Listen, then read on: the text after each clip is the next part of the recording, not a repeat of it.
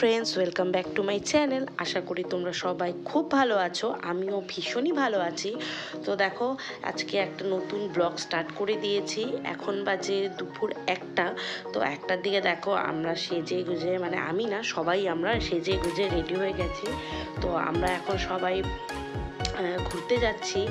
আর আমার আগের দিনই ব্লগটা যারা দেখেছো, মানে দেখিয়েছো, তারা যে গৃহপ্রবেশে আমার দিদি আসতে পারেনি, যেহেতু জিয়ানের রেজাল্ট ছিল তার জন্য। তো ওরা, আমার গৃহপ্রবেশ বুধবার হয়েছিল, ওরা শুক্রবার দিন এসছে ওর রেজাল্ট নিয়ে, তারপর এসছে। তো আজকে ওদের কালকেই রাত্রেই ওরা এসছে। তো দেন ওদের আমি ফ্ল্যাট দেখিয়ে নিয়ে এসেছিলাম কালকেই। আর আজকে দেখো সবাই মিলে বেরিয়েছি ঘুরতে। তো কোথায় যাব এখনও কিছু সেভাবে ডিসাইড করিনি। তো সবাই মিলে বেরিয়েছি, যেতে যেতে রাস্তায় ডিসাইড করবো যে কোথায় যাই। তো আসার পর থেকে দিদি বলছিল চল দুই পুচকুকে নিয়ে কোথা থেকে ঘুরে আসি। তো এই জন্য বেরিয়ে গেছে। এই দেখো আমার বড় পুচকু, ও আমার মার কোলে, আর ওই যে ওখানে আমার ছোট পুচকু, যে জিয়ান দাদা আর আমার বাবার হাত ধরে হেঁটে হেঁটে যাচ্ছে। তো দেখো, বলতে বলতে আমরা চলে এসেছি সিটি সেন্টারে। তো অনেক দিন ধরে সিটি সেন্টারে আসা হয় না আমাদের। আর পুচকুরা এর আগে কোনোদিনও আমি নিয়ে আসিনি ওদের। তো ওদেরও নিয়ে ফার্স্ট টাইম কোনো মলে আমি আসলাম। তো ওই জন্য খুব এক্সাইটেড ছিলাম, যেহেতু এখানে বাচ্চাদের রাইড করার মতো অনেক কিছুই থাকে। তো ওরা ওখানে বসে ফার্স্ট টাইম ওখানে চড়ে কীরকম রিয়াকশান দেবে। যদিও ওদের নিয়ে পার্কে গেছিলাম, ওরা খুব মজা পেয়েছিল। তারপরে থেকেই ভাবছিলাম যে ওদের নিয়ে বেরোবো, বাট এই গৃহপ্রবেশের জন্য খুব ব্যস্ত ছিলাম, জন্য বের হওয়া হয়নি। তো দেখো, এই জন্য দিদিরা এসছে, তো এই চান্সটা আর মিস করলাম না, সবাইকে নিয়ে বেরিয়ে পড়লাম। ওরা দেখো খুব মজা করছিল, দৌড়দৌড়ি করছিল, খেলা করছিল। আর আমার বড় পুচকু শরীরটা একটু খারাপ ছিল, ও প্রচণ্ড সর্দি লেগেছিল, তো ওই জন্য একটু কান্নাকাটি করছিল।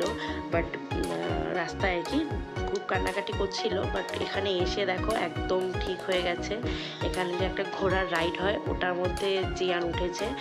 আর পুচকুদেরও ভেবেছিলাম যে ওঠাবো, বাট ওখান থেকে বললো যে এইটুকু বাচ্চাদের না, এটা আর একটু বড় হলে তারপরে। দেন দেখো ওদের ওখানে যে ট্রেন আছে ওখানে উঠিয়ে দিয়েছি। তো আমার মা, শাশুড়ি মা ওদের দুজনকে নিয়ে বসেছে। তো ফার্স্টে জিয়ানকেও বলেছিলাম, ও প্রথমে বসবে না করতে করতে অ্যাটলিস্ট ও পরে বসে গেছিলো। আর ওরা সবাই মিলে খুব মজা করেছে। ট্রেনে উঠে ওরা এতটাই মজা পেয়ে গেছিলো যে ওদের ওখান থেকে নামানোই যাচ্ছিল না। মানে নামানোর সময় প্রচুর পরিমাণে কান্নাকাটি করছিল, তো টেনে হিচড়ে নামাতে হয়েছিল। আর এখানে যখন আমরা দাঁড়িয়েছিলাম, ওপরে একটা 9D শো দেখছিলাম। নতুন একটা স্টল এসছে, এই স্টলটার কথাই বলছি। তো এখানটা বিভিন্ন রকমের জিনিস ছিল, যেমন ক্রিকেট, দেন স্কাই ওয়াক, বিভিন্ন রকম রাইড, এইসব ছিল। তো এটা দেখে তো প্রথমে জিয়ান পাগল হয়ে গেছিলো, ও ক্রিকেট খেলবে বলে। দেন ওকে নিয়ে এসেছিলাম। তো ওখানে দাঁড়িয়ে আগে কি কয়েকজনেরটা দেখেছিলাম, তো রাইড যে যারা করছিল সেটা দেখতে বেশি ভালো লাগছিল, বাট ও তো ক্রিকেটই করবে। দেন ওকে দেখো ক্রিকেট খেলছে এখানটা, ক্রিকেটটা কিন্তু সেরকম নর্মালি লেগেছে, বাট দেন ওকে ও দেখো রাইডটাই করেছে। তো ওর জাস্ট রিয়াকশানটা তোমরা দেখবে কেমন লাগছে।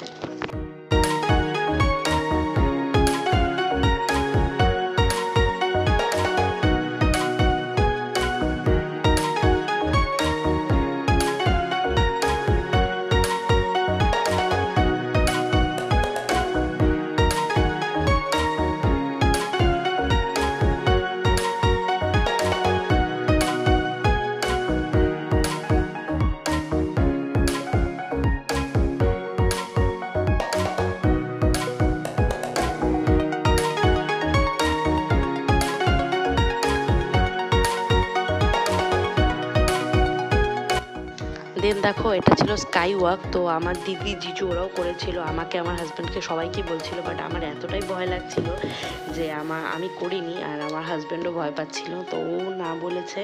তো ওই জন্য দিদি আর জিজুই করেছে।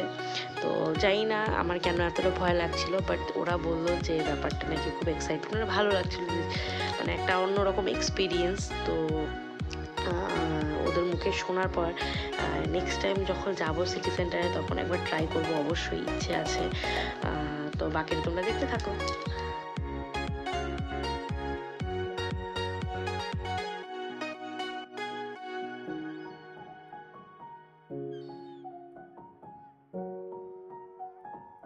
তো দেখো 90 শোটা যে হচ্ছিল তার পাশেই এরকম বাচ্চাদের গাড়ি ছিল, যেখানটায় বাচ্চাদের রাইড হচ্ছিল। তো প্রথমে ভেবেছিলাম পুচকুরা হয়তো পারবে না, যেহেতু রিমোটে গাড়িটা চলবে, ওরা যদি পড়ে যায় তো ভয় পাচ্ছিলাম। বাট মেয়েটি যে ছিল সে বলল যে না, ওরা পারবে, কোনো অসুবিধা হবে না, ওদের বসিয়ে দাও। বাট বাইকে আমার ছোটো পুচকু বাইকে উঠতে চেয়েছিল, তো মেয়েটা বললো যে না, বাইকে উঠতে পারবে না, গাড়িটা সেফ। তো দেখো ওদের গাড়িতে চালিয়েছিলাম, তো ওরা এখানেও একই কেস, এতই মজা পেয়েছে। আর অনেকটা টাইম ধরে ঘোরায় তো এতটাই মজা পেয়েছিল যে আর নামতে চাচ্ছিল না, ওই সব কিছু থেকে টেনে হিঁচড়ে আর কি নামাতে হয়। দেন দেখো একটা এরকম প্লেন টাইপের ছিল, তো এটা দেখে খুব মানে প্রথমে বলছিলাম যে আমি মেয়েটাকে জিজ্ঞেস করেছিলাম যে প্লেনটা কেমনভাবে চলবে, তো বলছিল ওপর নিচ। তো প্রথমে ভেবেছিলাম অনেকটাই ওপর নিচে হবে, বাট পরে দেখলাম একদম সামান্য। তো প্রথমে একজনকে বসিয়েছিলাম, পরে মেয়েটি বললো তুমি দুজনকেই বসিয়ে দাও একবারে। তো ওদের দুজনকে দেখো একসাথে বসিয়ে দেওয়া হয়েছে। আর ওরা এখানেও মোটামুটি ভালোই মজা করেছে। দেন ওদের এটা থেকে আমরা গেছিলাম, ওইখান থেকে নামিয়ে গেছিলাম খেতে। তো এখন ঘড়িতে 3:30 মতো বাজে, আর দিদিরা আজকেই রিটার্ন করবে, মানে আমার মা বাবাও দিদিদের সাথে রিটার্ন চলে যাবে। তো ওদের সন্ধ্যাবেলা 6টার সময় ট্রেন ছিল, এই জন্য একটু তাড়াহুড়ো করছিলাম। তো যেহেতু বললাম শনিবার ছিল, তো শনিবার আমরা পিওর ভেজ খাই, এই জন্য আমরা চলে গেছিলাম মাখনভোগে, ওখানেই একমাত্র ভেজ পাওয়া যেত। তো ওখানটায় গিয়ে দেখো অর্ডার দিয়ে সবাই বসে আছি, ওখানে অর্ডার দিলে দেখি প্রচণ্ড ভিড়, তো অর্ডার দিলে লেট হচ্ছিল। তো দেখো ওখানটায় আমরা এক একজন এক এক রকম নিয়েছিলাম। জিয়া নিয়েছিল পাওভাজি, আমি নিয়েছিলাম ধোসা, আমার দিদি নিয়েছিল ছোলে ভাটুরে, আমার মা শ্বশুরমশাই নিয়েছিল আলুর পরোটা, আর আমার বাবা শাশুড়িমাও নিয়েছিল ধোসা, আর আমার হাজব্যান্ড নিয়েছিল, হাজব্যান্ড আর আমার জিজু নিয়েছিল ফ্রাইড রাইস আর চিলি পানির।